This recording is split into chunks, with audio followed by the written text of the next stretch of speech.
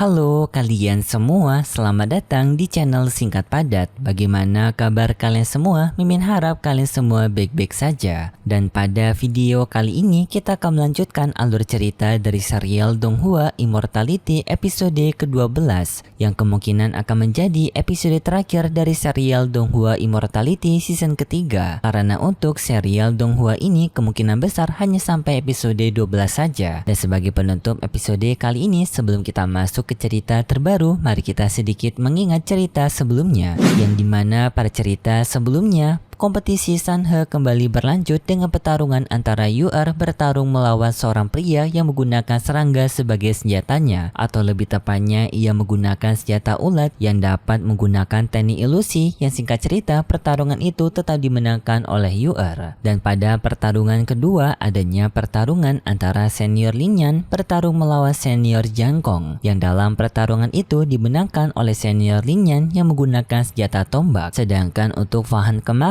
kemarin telah mendapatkan laporan dari para bawahannya yang memberitahu kepada Fang Han bahwasanya Ye Nanxian telah meminta bantuan kepada puncak Wan Luo untuk mendapatkan senjata baru yang disebut dengan senjata Rashomon. Dan itu merupakan inti cerita pada cerita sebelumnya. Kalau gitu pun sekarang langsung saja kita masuk ke bagian cerita terbaru. Cerita ini berlanjut dengan pengumuman pertarungan antar kompetisi Sanhe, yang sekarang pertarungan akan berada di perempatan final, dan juga siapapun yang memenangkan pada pertarungan pada perempat final ini akan masuk ke dalam daftar Sanhe, alias nama mereka akan terukir pada menara pilar. Dan pada pertarungan kali ini akan dimulai dengan pertarungan antara Fang Han melawan Erchong alias bawahannya Fang Han sendiri. Hal ini pun membuat Erchong merasa ragu, dan lalu mereka berdua pun turun ke arena pertarungan. Pertarungan di antara mereka berdua dimulai, tetapi dalam pertarungan itu Erchong dengan sengaja mengalah dalam pertarungan dengan seakan Fang Han telah menghajar dirinya. Padahal Fang Han tidak melakukan penggerakan apapun, tetapi Erchong tiba-tiba saja terjatuh dan ia mengakui kekalahan.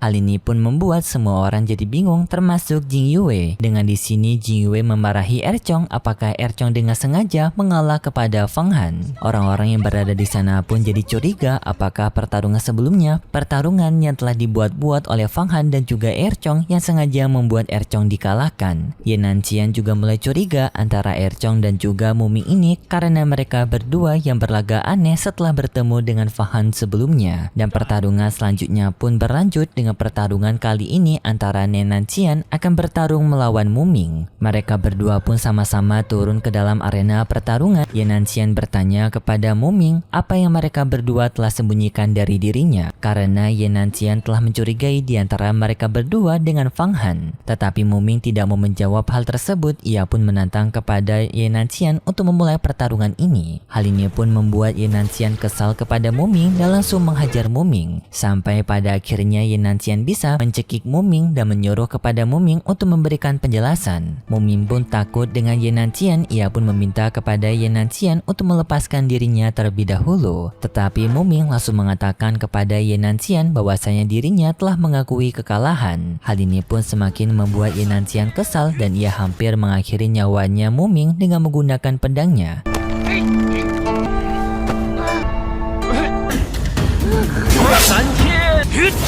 Tetapi dihentikan oleh sang penetua pengawas dengan mengatakan bahwasanya pemenang dalam pertarungan ini adalah Ye Nanxian. Dan setelah pertarungan antara Ye Nanxian dan juga Muming usai, tadi sangka Muming dan juga Erchong mereka berdua berpindah haluan dengan berada di barisannya Fang Han. Hal ini pun membuat Jing Yue dan juga Nanxian sadar bahwasanya Erchong dan juga Muming ternyata mereka berdua telah berkhianat kepada mereka dengan berada di pihaknya Fang Han. Hal ini pun membuat Ye Nanxian semakin kesal kepada Fang Han dan ia berjanji bahwasanya ia akan balas dendam kepada Fang Han pada kompetisi di antara mereka berdua nanti. Sedangkan untuk Muming dan juga Erchong sekarang, mereka berdua sekarang sedang memuji-muji Fang Han dengan mereka berdua juga mengakui bahwasanya Fang Han merupakan tuan yang lebih baik dibandingkan dengan Yan Nanxian. Mereka menganggap cahayanya Fang Han lebih terang daripada cahayanya Yan Nanxian, serta perilakuan yang diberikan Fang Han kepada mereka lebih manusiawi dibandingkan Yan Nanxian. Pokoknya Fang Han dipuja-puja oleh mereka berdua dibandingkan Yan Nanxian. Fang Han pun mengerti maksud dari kedua orang ini dan ia meminta kepada mereka berdua untuk tenang. Dirinya juga berjanji akan memberikan perilakuan yang lebih baik dibandingkan dengan Yan Nanxian. Kemudian pun pertarungan selanjutnya berlanjut dengan pertarungan antara Long Xuan bertarung melawan Jing Yue. Yu'er meminta kepada senior Long Xuan untuk bersemangat pada kompetisi ini. Long Xuan mengatakan dirinya tidak akan mengecewakan mereka semua. Sedangkan Yan Nanxian menenangkan kepada Jing Yue bahwasannya Jing Yue tidak perlu memenangkan pada kompetisi ini karena lawannya Long Xuan merupakan orang yang kuat. Jing Yue diminta untuk memperlemah saja kemampuannya Long Xuan itu lebih dari cukup. Namun Jing Yue mengatakan dirinya akan bisa mengalahkan Long Xuan berkat senjata cambuk divine yang telah diberikan oleh senior Wan Luo. Tetapi Yan Nanxian tetap meminta kepada Jing Yue untuk berhati-hati karena Long Xuan merupakan seorang wanita yang paling berbakat di Akademi Yuhua mereka, bahkan telah berada di peringkat pertama berkali-kali. Tetapi Jing Yue tetap percaya diri dan ia menenangkan kepada Yan Nanxian bahwasanya dirinya baik-baik saja. Lalu Jing Yue pun memasuki arena pertarungan. Kesombongan yang dimiliki oleh Jing Yue membuat Yan Nanxian merasa sedikit kesal karena si wanita ini keras kepala dan sulit sekali untuk bisa diajak bicara. Sebelum Jing Yue dan juga Long Xuan bertarung, Jing Yue sedikit menghina Fang Han karena Long Xuan telah rendah hatinya menerima Fang Han sebagai temannya, padahal dulu Fang Han merupakan budak dari keluarga Fang dan dirinya akan bisa mengalahkan Long Xuan untuk merebut nama baiknya Long Xuan yang telah menjadi puncak dari Akademi Yuhua perempuan mereka. Tetapi Long Xuan menjawab dengan membela Fang Han bahwasanya masa lalu Fang Han menjadi budak itu merupakan kisah masa lalu dan tidak perlu diungkit-ungkit pada pembicaraan kali ini, dan juga dirinya tidak akan membiarkan namanya yang berada di puncak dari Akademi Yuhua diberikan kepada Jing Yue begitu saja. Namun Jing Yue tetap saja merendahkan Fang Han dengan mengatakan jika tidak adanya kakaknya yang membela Fang Han, mungkin nasibnya Fang Han akan tetap menjadi budak dari keluarga Fang mereka. Tetapi untuk Long Xuan, dirinya akan membuktikan kepada Long Xuan bahwasanya pada pertarungan ini akan dimenangkan olehnya. Sedangkan untuk Xiaoling, ia mencoba untuk mengganggu Fang Han dengan mengatakan bahwasanya Jing Yue ini cocok untuk menjadi tunangannya Fang Han. Tetapi Fang Han yang mendengar itu kesal kepada Xiaoling dan menyuruh kepada Xiaoling untuk diam. Jika Xiaoling tetap berbicara, maka Fang Han memperingatkan kepada Xiaoling bahwasanya dirinya bisa bertindak kasar. Hal itu pun membuat Xiaoling terdiam dan dirinya tidak mau lagi mengganggu Fang Han. Sedangkan untuk Long Xuan, ia kembali lagi menghina Jing Yue dengan mengatakan Jing Yue ini sangat berbeda sekali dengan kakaknya, yang dimana kakaknya yaitu Jing Sue merupakan orang yang cantik dan juga rendah hati. Berbeda sekali dengan Jing Yue yang memiliki pemikiran pendek dan juga sombong. Mereka berdua tidak seperti kakak beradik. Dan pada pertarungan kali ini, Long Xuan akan memberikan pelajaran kepada Jing Yue agar Jing Yue mengerti mengenai kemampuannya sendiri agar tidak merendahkan orang lain. Jing Yue yang mendengar itu pun kesal karena Long Xuan yang telah membandingkan dirinya dan juga kakaknya. Lalu pertarungan antara Jing Yue dan juga Long Xuan pun dimulai, yang dalam pertarungan itu Jing Yue menggunakan senjata cambuk divine-nya mengarahkannya kepada Long Xuan. Yang dalam pertarungan itu Jing Yue sama sekali tidak bisa menggunakan cambuk divine-nya mengenai Long Xuan. Bahkan Long Xuan dengan mudahnya dapat menghindari semua serangan cambuk dari Jing Yue.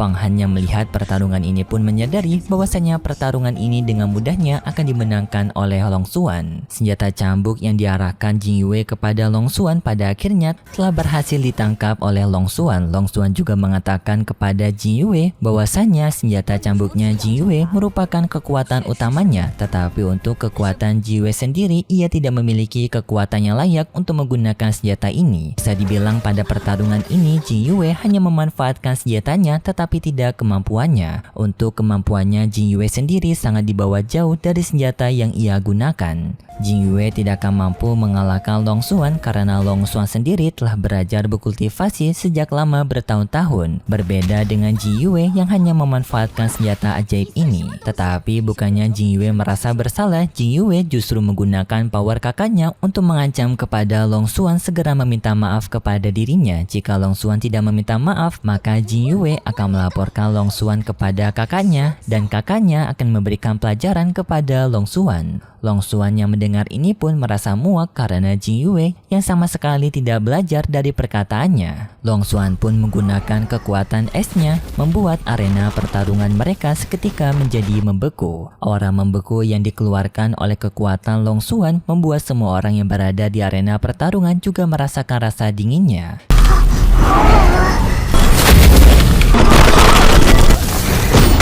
Xiaoling juga memuji kemampuannya Long Xuan karena mampu membuat dirinya merasa kedinginan karena kekuatannya Long Xuan. Padahal mereka sekarang berada di luar dari arena pertarungan. Fang Han memberitahu bahwasannya Long Xuan sekarang telah berada di puncak dari ranah dunia spiritual. Seharusnya untuk melawan Jing Yue yang hanya memanfaatkan senjata cambuk dari Wan Luo bukanlah masalah yang besar. Jing Yue yang sudah ketakutan kepada Long Xuan langsung berdiri di belakangnya Ye Nanxian dan menyuruh kepada Ye Nanxian untuk menghajar Long Xuan. Tetapi Ye Nanxian justru memarahi kepada Jing Yue karena Jing Yue yang begitu bodoh dan menyuruh kepada Jing Yue untuk diam. Lalu Ye Nanxian pun menghormati Long Xuan dan lalu pertarungan ini pun diumumkan bahwasannya Long Xuan telah menjadi pemenang. Kemudian pun pertarungan berlanjut dengan pertarungan antara senior Lin Yan bertarung melawan Yuan Er. Tetapi sebelum pertarungan dimulai, kakaknya Yu Er yaitu Jalan menyarankan kepada Yu Er untuk menggunakan seluruh kemampuannya karena Lin Yan merupakan lawan yang sangat berat. Yuan Er menerima saran dari kakaknya, lalu mereka berdua pun sama-sama turun ke arena pertempuran. Lalu pertarungan mereka berdua pun dimulai, tetapi setelah pertarungan mereka dimulai, kita langsung berpindah pada malam harinya, yang dimana sekarang Fang Han terlihat sedang memegang pedangnya Hong Yi dan juga sambil mengatakan bahwasannya sekarang dirinya telah berada di ranah dari alam rahasia spiritual dan juga sebentar lagi akan memenangkan kompetisi Sanhe. Jika dirinya bisa memenangkan kompetisi Sanhe, maka Fang Han akan menjadi murid sejati dari Akademi Yuhua dan juga akan bisa mewujudkan cita-citanya Hong Yi dan juga Fang Han. Namun di saat itu adanya Xiaoling yang datang ke depannya Fang Han. Ia juga melihat sekarang Fang Han yang sekarang memegang pedangnya Hong Yi. Xiaoling pun bertanya kepada Fang Han apakah Fang Han mengangkat dirinya menjadi pembantunya Fang Han karena dirinya mirip sekali dengan Hong Yi. Karena naga Yan Yan telah bercerita mengenai Hong Yi kepada dirinya. Namun Fang Han menjawab Hong Yi adalah Hong Yi dan tidak ada urusannya antara Xiaoling dan juga Hong Yi yang memiliki wajah yang sama. Lalu Xiaoling kembali bertanya kenapa Fang Han justru memberikan sikap baik kepada dirinya dan apakah Fang Han tidak memiliki niatan buruk kepada ia. Fang Han bercerita kepada Xiaoling bahwasanya dirinya pernah membuat janji kepada murid sejati urutan pertama pada Akademi Yuhua yaitu Hua Tiandu untuk melakukan pertempuran yang dimana Fang Han membutuhkan seseorang untuk membantu dirinya mengalahkan Hua Tiandu. Fang Han bercerita bahwasanya Hua Tiandu merupakan orang yang sangat kuat, memiliki pondasi yang kuat dan juga kultivasi yang kuat dan pertarungan di antara mereka berdua akan diadakan 10 tahun yang akan datang dan jika pada 10 tahun itu Fang Han tidak menjadi lebih kuat daripada sekarang, maka kemungkinan Fang Han akan bisa dikalahkan oleh Hua Tiandu dengan hanya satu kali gerakan saja. Hal itu pun membuat Xiaoling merasa senang karena jika Fang Han kehilangan nyawanya, maka dirinya akan bisa terbebas dari Fang Han. Tetapi Fang Han memberitahu kepada Xiaoling bahwasannya setelah 10 tahun yang akan datang, dirinya kalah atau menang pun dirinya tetap akan membebaskan Xiaoling. Yang dimana setelah 10 tahun itu artinya Xiaoling tidak perlu lagi melayani Fang Han. Xiaoling pun berterima kasih kepada Fang Han. Fang Han juga menjawab hal tersebut tidak diperlukan karena jika pada kompetisi nanti dirinya bisa mengalahkan Hua Tiandu, maka ia tidak membutuhkan lagi perlindungan dari Xiaoling. Tak disangka-sangka Xiaoling akan mendukung Fang Han yang dimana ia dalam waktu 10 tahun ini akan mencoba untuk membantu Fang Han semaksimal mungkin. Fang Han juga memberitahu mengenai Hua Tiandu yang membela Jishitan yang padahal Jishitan telah terang-terangan berpihak kepada pihak Demon tetapi ia ia tetap saja dilindungi, yang membuat nyawanya Jisintang terselamatkan tetapi nyawanya Hong Yi justru tewas. Karena waktu kematiannya Hong Yi, Jisintang juga ikut adil dalam pelakuan hal tersebut. Jadinya dendamnya Fang Han kepada Jisintang dan juga Hua Tiandu sama-sama untuk membalaskan dendamnya Hong Yi. Hal ini pun membuat emosi Fang Han naik dan menyuruh kepada Xiaoling untuk beristirahat. Tetapi di saat itu tiba-tiba saja pedangnya Hong Yi kembali lagi mengeluarkan sinar, yang hal ini pun semakin memperkuat dugaannya Fang Han dan juga Naga Yayan bahwasanya mereka berdua memiliki ikatan. Tetapi sayangnya setelah itu pun juga cerita dari serial Donghua Immortality episode ke-12 bersambung. Kalau gitu pun terima kasih buat kalian semua yang sudah menonton video ini sampai akhir. Jika kalian suka dengan video kali ini bisa beri like serta subscribe dan sampai jumpa di video selanjutnya. See ya!